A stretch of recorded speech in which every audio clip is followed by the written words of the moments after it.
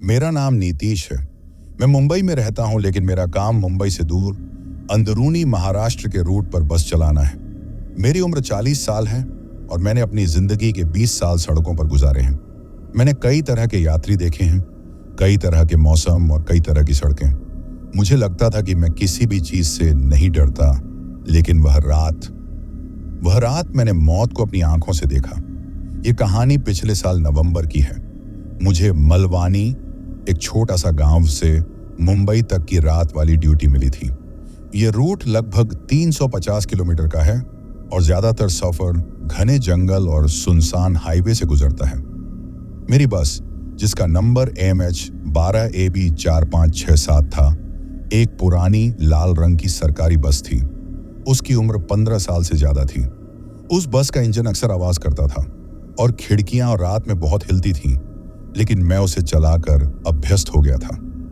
रात के 11:30 पर मैंने मलवानी बस स्टैंड से बस स्टार्ट की। मेरे साथ कंडक्टर मंगेश था। बस में सिर्फ 5-6 यात्री थे, एक बुजुर्ग जोड़ा, एक नौजवान और 1-2 और लोग। मैंने हमेशा माना है कि रात की ड्राइव शांत होती है, बस आपको अपनी हेडलाइट्स पर ध्यान देना होता है। बस मुंबई की तरफ चल पड़ी। शुरुआत में मैं गाना सुन रहा था। बस धीरे धीरे हाईवे पर आ गई और मैंने रफ्तार बढ़ा दी। चारों तरफ घना अंधेरा था। करीब 12:45 हम भीमा शंकर के जंगल वाले इलाके से गुजर रहे थे। यह इलाका अपनी सुनसान सड़कों और खतरनाक मोड़ों के लिए जाना जाता है। मंगेश सो रहा था, मैं कॉफी पी रहा था। तभी मेरी हेडलाइट्स की रोशनी में मुझे सड़क के ठीक बीच में कुछ दिखाई दिया। यह एक सफेद रंग की चीज थी। मैंने तुरंत ब्रेक लगाया। बस एक जोरदार छर्रर की आवाज के साथ रुक गई। मंगेश हड़बड़ा कर उठा। क्या हुआ नीतीश भाई? मैंने शीशे से बाहर घूरते हुए कहा। सड़क पर कोई है। मेरी हेडलाइट्स की तेज रोशनी में मैंने देखा कि सड़क के बीचों बीच एक औरत खड़ी थी। उसने पूरी तरह से सफेद साड़ी पहनी हुई थी। वह बस की तरफ पीठ करके खड़ी थी। मंगेश ने कहा, अरे कौन होगी इतनी रात को? कोई गांव की औरत होगी, शायद लिफ्ट मांग रही हो। हॉर्न मारो।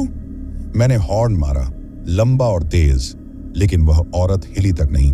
वह बस वहीं खड़ी रही, जैसे उसने आवाज सुनी ही ना हो। मुझे गुस्सा आ गया। मैंने सोचा, क्या नाटक है ये? मैंने बस का दरवाजा खोला और उतरने की तैयारी की। मैं देखता हूं। मंगेश ने मेरा हाथ पकड़ा। रहने दो भाई, अजीब जगह है, इसे इग्नोर करके आगे बढ़ो। इग्नोर कैसे करूं? उसे कुचल दूं क्या? मैंने दरवाजा खोला और नीचे उतर गया। जैसे ही मेरे पैर ठंडी डामर की सड़क पर पड़े, मुझे एक अजीब सी महक आई। ये महक मिट्टी या धूल की नहीं थी। ये सड़ी हुई चीज, जैसे बासी खराब मांस की महक थी। मैं बस के सामने गया और जोर से बोला, ए बहन जी, हट जाओ यहां से, देखो बस आ रही है। जैसे ही मैंने यह कहा, वह औरत बहुत धीरे से मुड़ी। जब उसने मेरी तरफ मुंह किया तो मेरी सांस अटक गई। वह औरत नहीं थी। उसका चेहरा भयानक रूप से विकृत था। उसकी आंखें नीचे को ढंसी हुई थीं और होंठ फटे हुए थे। उसके मुंह से, जिसे उसने खोलने की कोशिश की, एक अजीब सी काली चीज टपक रही थी।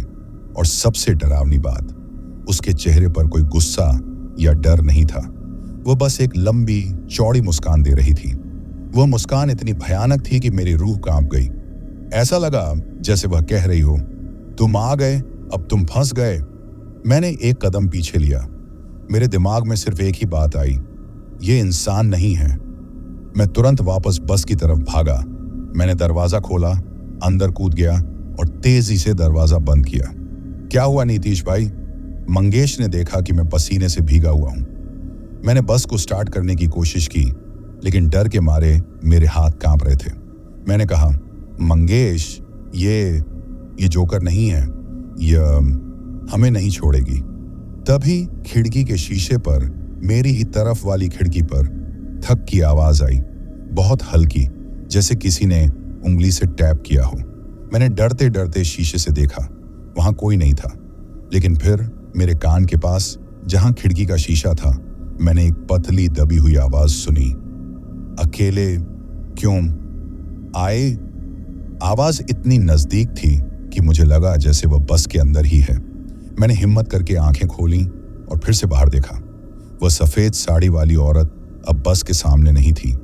वह मेरी तरफ वाली खिड़की के ठीक बाहर खड़ी थी और वह मुझे घूर रही थी। उस भयानक फटे हुए मुंह से मुस्कुरा रही थी।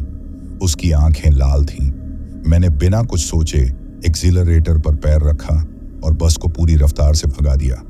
बस चीख उठी और आगे बढ़ी। मैंने पीछे शीशे में देखा।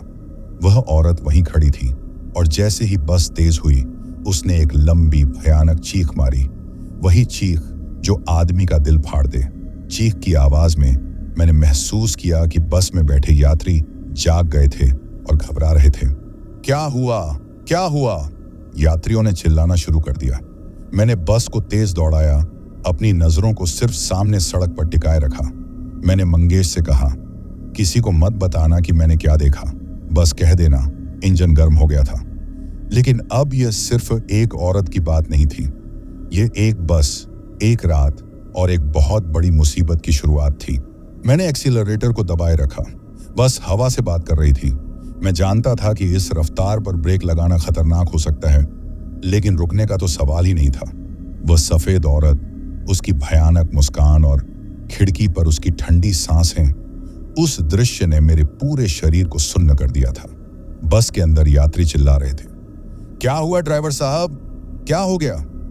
बस को इतना तेज क्यों चला रहे हो? कंडक्टर मंगेश मेरे बगल में बैठा था। उसका चेहरा पीला पड़ चुका था। वह भी घबराया हुआ था, लेकिन उसने मेरी तरफ नहीं देखा। शायद वह डर के मारे अपनी आंखें बंद रखना चाहता था।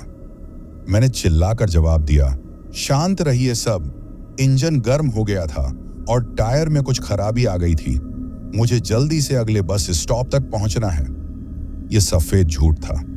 मैं जानता था कि बस का इंजन पूरी तरह ठीक है, लेकिन मैं उन्हें असली बात नहीं बता सकता था। उन्हें पता चलता कि सड़क पर भूत था तो वे पागल हो जाते। मैंने अपनी घड़ी में देखा, रात के 1:40 हो रहे थे। हमने 10 मिनट में बहुत लंबा सफर तय कर लिया था। मैंने बस की रफ्तार थोड़ी कम की, लेकिन 80 किलोमीटर प्रति घंटा से नीचे नहीं आने दी। लगभग 15 मिनट तक बस उसी रफ्तार से चलती रही। अंधेरा अभी भी उतना ही घना था।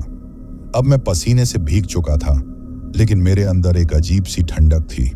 ऐसी ठंडक जैसे किसी ने बस के अंदर बर्फ की सिल्ली रख दी हो। मंगेश ने धीरे से आंखें खोली और मेरे कंधे पर हाथ रखा। नीतीश भाई, उसकी आवाज कांप रही थी, तुम ठीक हो? मैंने दरवाजा बंद करते हुए एक परछाई देखी थी। वह बस के साथ साथ चल रही थी। मंगेश, चुप रहो, मैंने धीरे से कहा। अगर हमने उस चीज का नाम लिया तो वह हमें सुन लेगी। बस गाड़ी पर ध्यान दो। तभी बस के अंदर की सारी लाइट्स जो डिम थीं, अचानक जोर से झपझपाने, फ्लिकर लगी। ऐसे लग रहा था जैसे कोई अंदर बैठा स्विच ऑन ऑफ कर रहा हो। यात्री फिर से चिल्लाने लगे, ड्राइवर साहब, बत्ती को क्या हुआ? हमारी आंखें खराब हो रही हैं।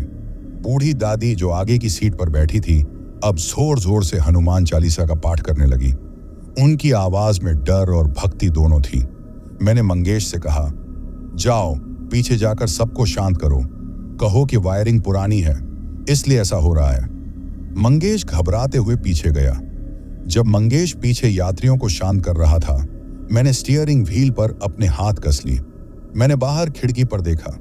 वह सफेद साड़ी वाली औरत अब वहां नहीं थी, पर जहां उसका चेहरा था, खिड़की के शीशे पर एक भयानक गंदा हाथ का निशान था। वह निशान गीला था और उसमें से धीरे धीरे एक काला चिपचिपा पदार्थ नीचे टपक रहा था।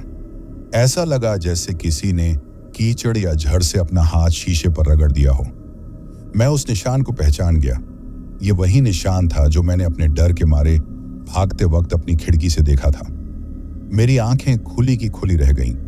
उसका मतलब था कि वह सिर्फ एक परछाई या दूर का साया नहीं थी, वह बस के साथ थी। मैंने तुरंत विंडशील्ड वाइपर ऑन किया। वाइपर ने एक बार निशान को साफ करने की कोशिश की।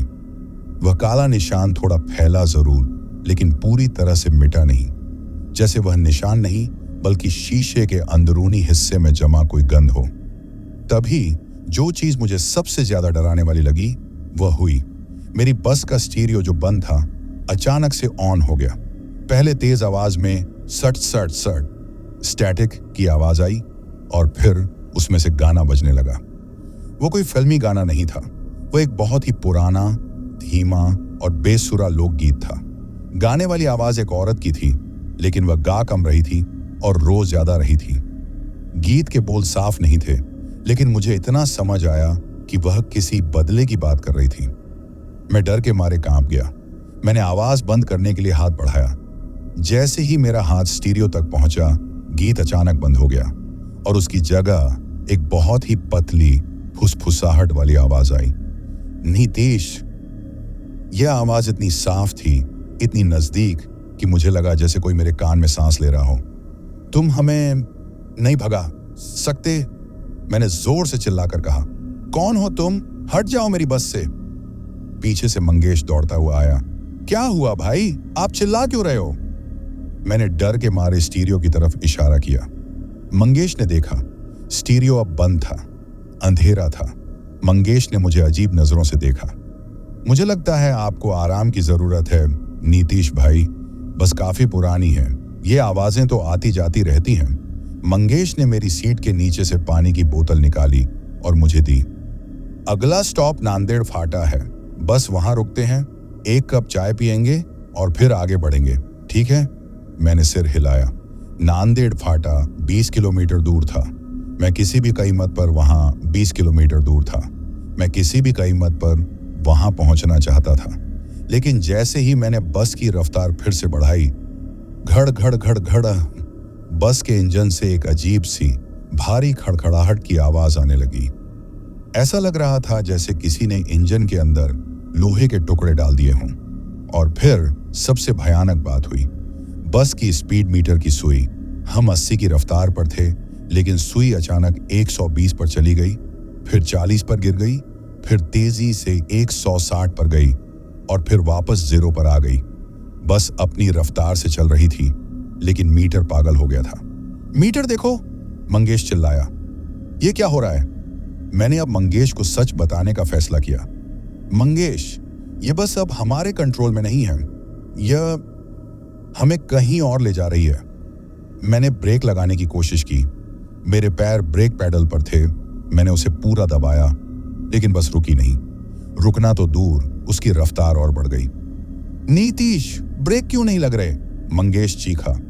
मैंने एक्सीलरेटर से पैर हटाया, बस फिर भी तेज दौड़ती रही।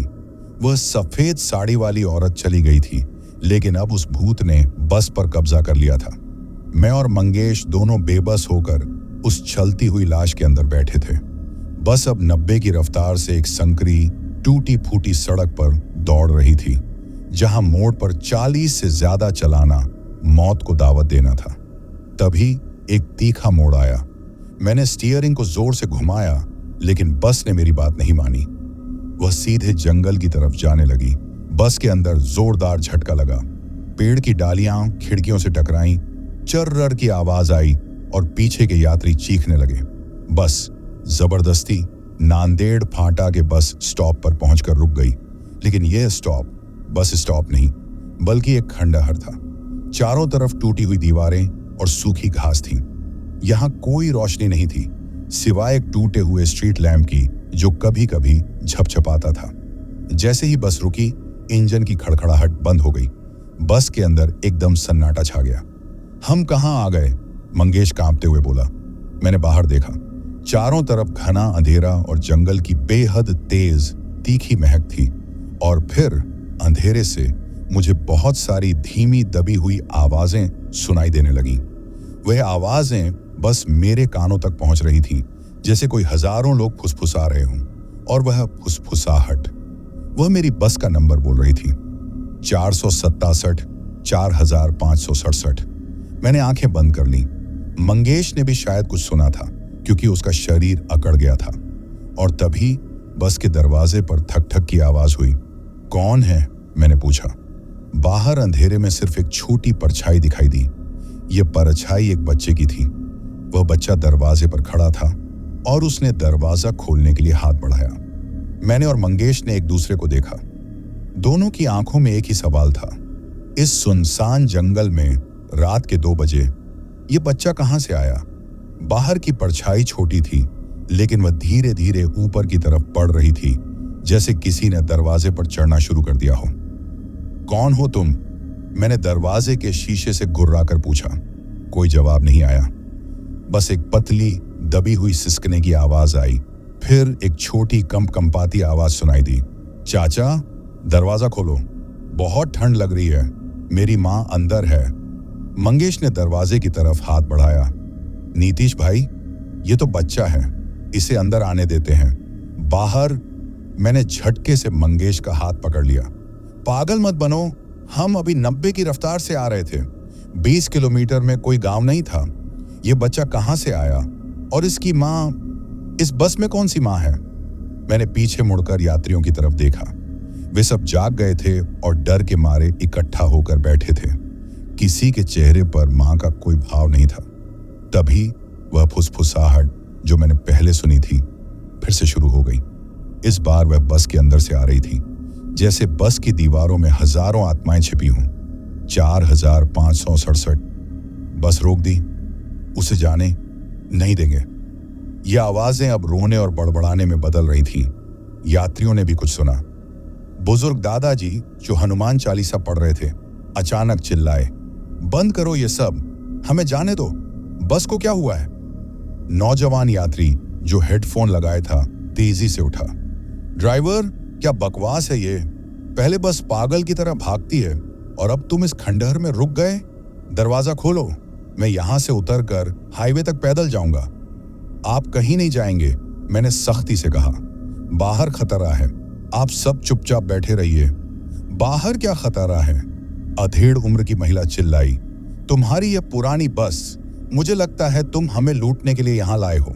यात्रियों का डर अब गुस्से में बदल रहा था, लेकिन उस बच्चे ने दरवाजे पर फिर से खुरचना शुरू कर दिया। इस बार ये खुरचने की आवाज नाखूनों की नहीं, बल्कि पत्थर पर लोहे के रगड़ने जैसी थी। मुझे लगा कि अगर मैंने दरवाजा नहीं खोला तो वह बच्चा किसी और तरीके से अंदर आ जाएगा। ठीक उसी पल उस बच्चे ने दरवाजे के शीशे पर एक जोरदार मुक्का मारा। धड़ाक! शीशा टूटा तो नहीं, लेकिन उस पर एक लंबी घुमावदार दरार पड़ गई। मंगेश चीखा और डर के मारे सीट के नीचे छिप गया। मैंने देखा, अब वह बच्चा दरवाजे पर नहीं था, वह अब बस के सामने वाले शीशे पर चढ़ रहा था। वह अजीब तरह से रेंग रहा था, जैसे उसकी हड्डियां ना हों। उसका शरीर मिट्टी और कीचड़ से सना हुआ था और वह बस के बोनट पर चढ़ रहा था। जैसे जैसे वह ऊपर आया, हेडलाइट की रोशनी उसके शरीर पर पड़ी और तब मैंने उसे साफ देखा। वह बच्चा ज्यादा से ज्यादा 6 या 7 साल का था। उसका चेहरा टेढ़ा था और उसकी एक आंख की जगह गहरा खाली गड्ढा था। उसकी त्वचा एकदम सफेद और गीली थी। सबसे भयानक बात यह थी कि वह हंस रहा था। वह हंसी बिल्कुल बेसुरी थी, जैसे सूखी पत्तियां आपस में रगड़ रही हों। उस बच्चे ने खिड़की पर अपने हाथ रखे और अपनी छाती से जोर लगाकर शीशे पर मुंह रखा। मेरे और उस बच्चे के बीच बस एक कांच का शीशा था। उसकी आंखें मेरे चेहरे को घूर रही थीं और उसके मुंह से वही काली चिपचिपी चीज टपक रही थी। मैंने डर के मारे अपनी आंखें बंद कर लीं। तभी बुजुर्ग दादाजी की आवाज आई, जो अब शांत हो गए थे। वह हमें बुला रहा है बेटा, वह बच्चा और वह बस। मैंने आंखें खोली और दादाजी की तरफ देखा। दादाजी का चेहरा शांत था, जैसे वह जानते हों कि यह क्या है। दादाजी, आप क्या कह रहे हैं? दादाजी ने गहरी सांस ली। यह बस शापित है। इसका नंबर 4567। यह नंबर यहां कई साल पहले एक भयानक हादसे में मिट गया था। मेरी रूह कांप उठी। हादसा? हाँ, दादाजी ने फुसफुसाया। मैं इस इलाके को जानता हूं। 15 साल पहले इसी जगह पर एक बस इसी नंबर की पूरी जलकर खाक हो गई थी। बस में एक परिवार था, एक माँ, एक पिता और उनका 6 साल का बच्चा। वे मौत पर ट्रक से टकराए और बस में आग लग गई। कोई जिंदा नहीं बचा। दादाजी ने अपने कांपते हाथ से बस के सामने की तरफ इशारा किया, जहां वह बच्चा अब भी शीशे पर चिपका था। वह बच्चा, बेटा, वह रास्ता नहीं जानता। वह अपनी मां को ढूंढ रहा है और यह बस, यह उनकी पुरानी बस की आत्मा है। यह बस उन्हें आज भी उसी जगह ले आती है जहां वे मरे थे। ये सुनकर मेरे रोंगटे खड़े हो गए। ये सिर्फ एक भूत नहीं था, ये बस ही चलती हुई कब्र थी। तभी बस के अंदर की डिम लाइट्स जो झपपा रही थीं, अचानक तेज लाल रंग की हो गई। पूरा डिब्बा लाल रोशनी में डूब गया। ऐसा लगा जैसे हम आग में घिरे हों। और उस लाल रोशनी में मैंने एक भयानक चीज देखी। यात्रियों की सीटों पर, दरवाजों पर, दीवारों पर चारों ओर खून के सूखे काले धब्बे थे। वे धब्बे हमेशा से वहां थे, बस अंधेरे में छिपे हुए थे। ये बस सचमुच जली हुई बस थी, जिसकी राख को छुपाकर पेंट कर दिया गया था। और मेरी सीट के ठीक पीछे, जहां मैंने पहले काले हाथ का निशान देखा था, उस जगह पर एक औरत की धुंधली परछाई खड़ी थी। उसने सफेद साड़ी पहनी हुई थी। वह राधा नहीं थी, वह उस बच्चे की मां थी। वह बस मुझे घूर रही थी। मैंने आंखें बंद कर लीं। मंगेश अभी भी सीट के नीचे छिपा था। बाहर बच्चे ने शीशे पर फिर से मुंह रखा और फुसफुसाया, मां, तुम कहां हो? बाहर ठंड है। अचानक लाल रोशनी बंद हो गई। सब कुछ फिर से सामान्य डिम लाइट में वापस आ गया। खून के धब्बे फिर से अंधेरे में छिप गए। बस के सामने से बच्चा गायब हो गया। हमें यहां से भागना होगा, मैंने फुसफुसाया। मैंने डरते डरते बस स्टार्ट करने की कोशिश की, लेकिन बस स्टार्ट नहीं हुई। इंजन बस छर्रर की आवाज कर रहा था। हम फंस चुके थे और अब बाहर जंगल से आग की तेज गंध आने लगी। मैंने खिड़की से बाहर देखा। अंधेरे में दूर जंगल के अंदर मुझे नारंगी रंग की एक चमक दिखाई दी, जैसे कोई चीज बहुत तेजी से जल रही हो। मुझे लगा जैसे वह आग हमें इस चलती कब्र को पूरी तरह से खाक करने के लिए आ रही है। मेरे अंदर एक तेज चीख दबी रह गई थी। बस में बैठे हर यात्री की सांस रुकी हुई थी।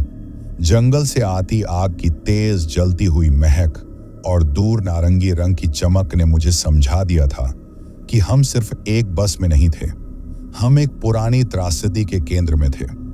मैंने मंगेश को घसीट कर बाहर निकाला, जो अभी भी सीट के नीचे छिपा हुआ था। मंगेश, सुनो, ये बस अब हमारी मौत है। हमें यहां से भागना होगा। वह आग हमें खत्म करने आ रही है। मंगेश की आंखें बड़ी बड़ी हो गईं। उसने डरते हुए सिर उठाया और दरवाजे की तरफ देखा। यात्री भी घबराकर दरवाजे की तरफ भागने लगे। दरवाजा खोलो ड्राइवर, नौजवान यात्री चिल्लाया। मैंने दरवाजा खोलने के लिए चाबी लगाई, लेकिन चाबी लॉक में घूम नहीं रही थी, जैसे किसी ने लॉक को जाम कर दिया हो। दरवाजा जाम हो गया है, मैंने जोर से कहा। तभी बुजुर्ग दादाजी, जिन्होंने हमें शापित बस की कहानी सुनाई थी, खड़े हुए। उनके चेहरे पर अब डर नहीं, बल्कि अजीब सी शांति थी। दादाजी ने शांत आवाज में कहा, दरवाजा नहीं खुलेगा बेटा। तुम सब उसी वक्त बस से उतर गए होते जब नीतीश ने तुम्हें जाने को कहा था। ये बस किसी को तब तक नहीं जाने देगी जब तक इसे वह नहीं मिल जाता जिसे यह ढूंढ रही है। ये क्या ढूंढ रही है?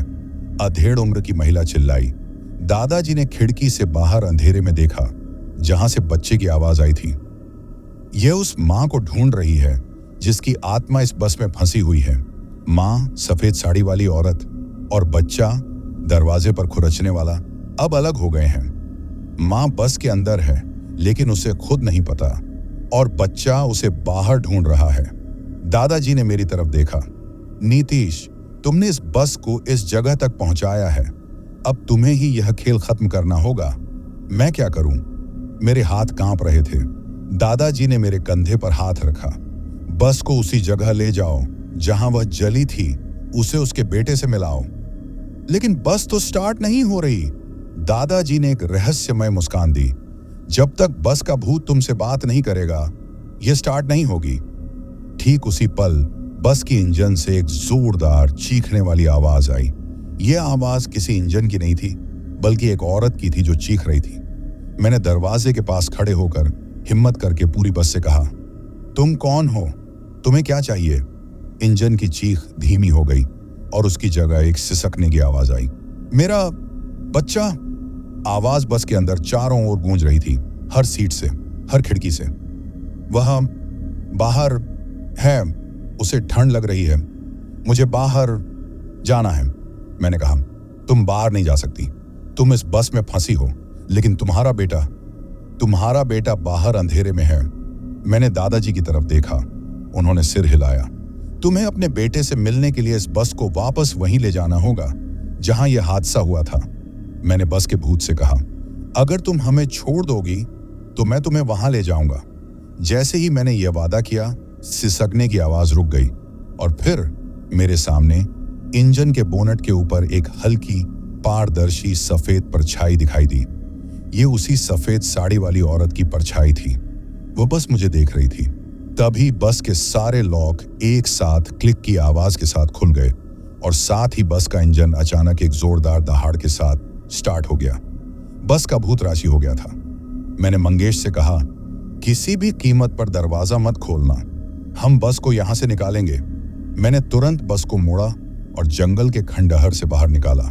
मैंने एक्सीलरेटर पर पैर रखा और बस को पूरी रफ्तार से उस दिशा में भगा दिया जहां से हम आए थे, जहां वह औरत पहली बार दिखी थी। यात्री घबराए हुए थे, लेकिन अब वे चुप थे। वे समझ गए थे कि अब उनका जीवन मेरे हाथों में नहीं, बल्कि उस भूतिया बस के हाथों में था। मैं 100 की रफ्तार से बस दौड़ा रहा था। बस अब स्मूथ चल रही थी, जैसे उस पर किसी का शाप नहीं, बल्कि किसी की इच्छा शक्ति हो।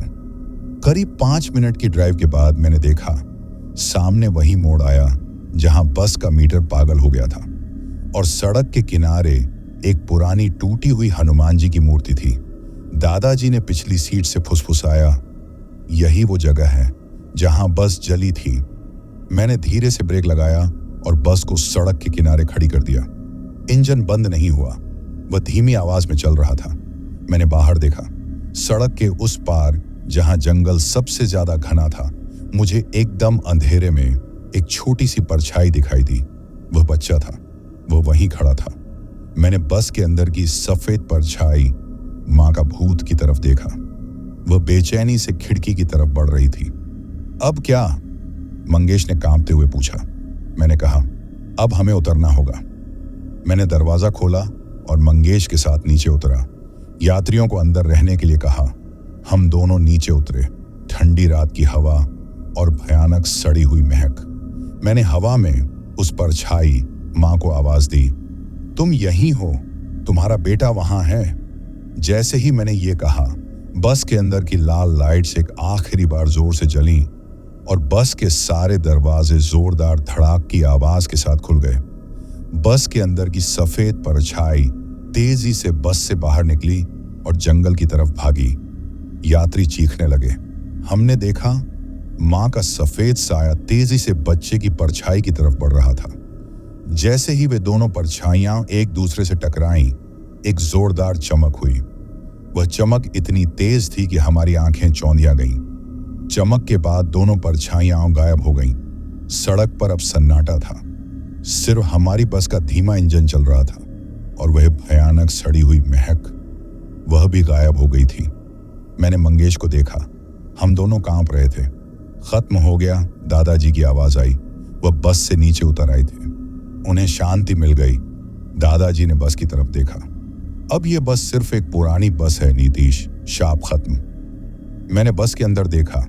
यात्रियों के चेहरे पर अब डर नहीं, बल्कि राहत थी। मैंने वापस ड्राइवर की सीट पर जाकर बस को स्टार्ट किया। बस तुरंत स्टार्ट हो गई, बिना किसी खड़खड़ाहट के।